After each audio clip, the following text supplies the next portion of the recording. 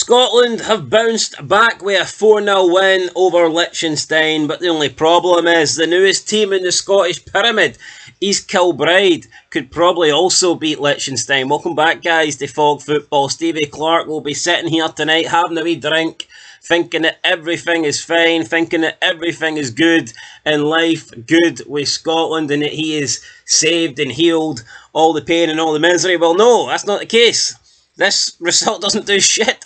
I don't care how many goals we scored, and I don't care how well we played. It's Liechtenstein. You can't get a fair representation of how well we played or where we're at, because Liechtenstein are they're a minnows team. They're god awful. They're a team that we should be beaten by 4-0, and I don't think that 4-0 is necessarily a great scoreline. We've got to be honest here.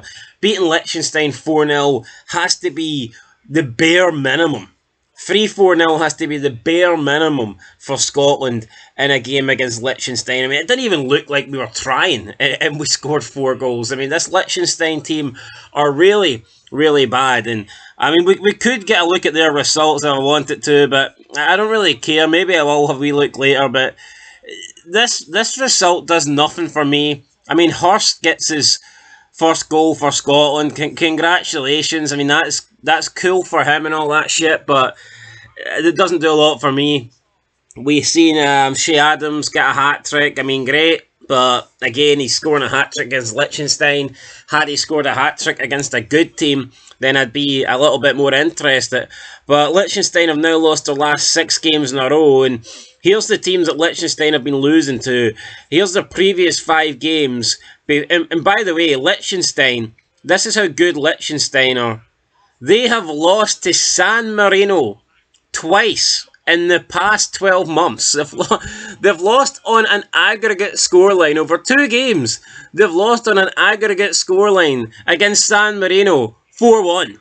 4-1. So this is a team that over 180 minutes has lost 4-1 to San Marino. So I don't think this is any sort of game where we should be taking pride or anything like that. You know, they've also lost to Kazakhstan, North Macedonia. They've lost to Malta. They played Gibraltar twice and failed to beat them. I mean, this is the kind of level here that we're dealing with. When I say they're minnows, I'm not exaggerating. You know, this is a really, really shite team that we should be beating. And in fairness, we did beat them, but I can't sit here and say that I was impressed or I was blown away. The truth be told, that nothing that happened tonight was going to, you know, get us on the Steve Clarke train or forgiving Steve Clarke, or I mean, nothing could happen tonight that would get us excited or have a bit of faith in the team. It wasn't going to happen. Steve Clarke will be judged in approximately, 3-4 months when we take on Denmark, and then you've only got a really short period. So normally we're used to the World Cup qualification taking place over almost a year. Sometimes it's lasted longer than a year. Normally it goes into 2 calendar years. But for us, we will know in the space of 3 months if we're qualified for a World Cup or not, because it starts on the 5th of September and it ends on the 18th of November. So that's going to be big. That is going to be big for us. 3 months and we'll be able to know whether we're qualified. But the way we're playing right now, guys, I personally don't see it. I'd love us to get to a World Cup. I mean, the last World Cup we were at, I can barely remember it. 98, it's the first major competition I remember watching, but still, I was young. I need to get to another one, and I just don't think we're going to get to one under Steve Clarke. Yeah, we've got the 2 Euros under the guys, but I mean, let's be honest, we need to accept that getting to the Euros now isn't that big of a deal, and I'm not downplaying it in terms of I'm not proud if we get there, or I don't want us to get there, but in terms of how difficult it is to actually qualify, you've got, 53 teams in Europe, 54 teams. Did they add a 54th team about 5 years ago? I think they did. I think UEFA added someday. I'm pretty sure it's 54 now. Hell, maybe 55. Could be 56. Who cares? Anyway, the point is, like, you look at if you take away the absolute dross, and I mean the bottom of the barrel, if you take away them, then that leaves you with less than 48 teams. And don't get me wrong, the 48th team would still be shite. I mean, just take away your Liechtensteins, your Andorras, and your San Marinos. and your Gibraltars and those kind of teams.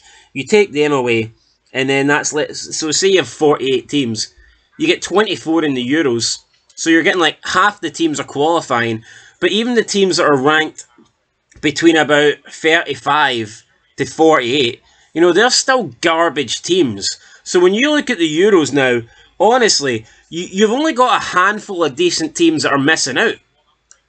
You're only getting there'll be a couple of okay teams that don't make it to the Euros, but more often than not now, all the elite teams are going to be there. All the great teams and all the good teams are going to be there, and you're just going to have a couple of decent teams that miss out. So therefore, I mean, we should be looking to qualify. If we consider ourselves decent, we should be looking to qualify for every Euros. And obviously the World Cup's a lot more difficult. But I don't know. Will we do it, guys? I'm not convinced. But we got the win tonight. Not Charlie Adam, fuck me. Shea Adams with the 3 goals. Hurst with a goal. We had Miller getting an assist. Conway with an assist. And Adams with an assist. 4,000 people turned up to watch this in Liechtenstein. Mostly Scotland fans. So, it's a win. The minimum had to be a win. Nothing else would have happened tonight. I mean, Clarke went with 2 up front, but are we supposed to... Oh, he started Adams and Hurst. I mean, we're against San fucking Marino. Why not start 2 up front against Iceland? A team that are levels above Liechtenstein. I'm not going to say Iceland are a good team, but they're levels above Liechtenstein, and who's going to forget that great win that they had over England? That was phenomenal. Anyway, guys, that is it. Not going to drag this on much more. Look, we won, but we had to win. Steve Clarke, he's still on thin ice as far as I'm concerned. And I imagine now he will get to the World Cup. He's going to get the qualifications. I think the qualification format is such a short period of time, and so it's over such a short span that I don't see a way that Steve Clarke gets sacked during the World Cup qualification, because it's not like it's over a longer period. In the past, sometimes you had to play like 12 games because you get like a group of 7, sometimes a group of 6, or you had to play 10 or 12 games. But we only have to play, 6 games now for the World Cup, and it's over a 3-month span, a 3-month period. So I think that Steve Clarke will be the manager for all 6 games, unless something crazy happens, unless we lose to like Denmark 5-0, and then we play Belarus and they smash us like 3-0, then he might go. But I believe that he will be the manager by the final game against Denmark, and then if that goes tits up and we don't qualify, then I think he will be either walking away or be told to walk away. So we'll have to wait and see, guys. But a 4-0 win. I'm glad we got a victory. It's been a while since we got a victory, but let's be honest, this had to be a win. This could be nothing but a win. So we done it, but it's like it doesn't feel like a proper win. It's like if you're a Premiership team in Scotland and you beat like a lowland league team or something or Highland league team in the Scottish Cup 4th round. It's like you won, but I mean, so what? You're expected to win. So that's the kind of gap we're talking about, the gulf we're talking about here. Right, guys, that's it. Leave a like. Till next time. Peace.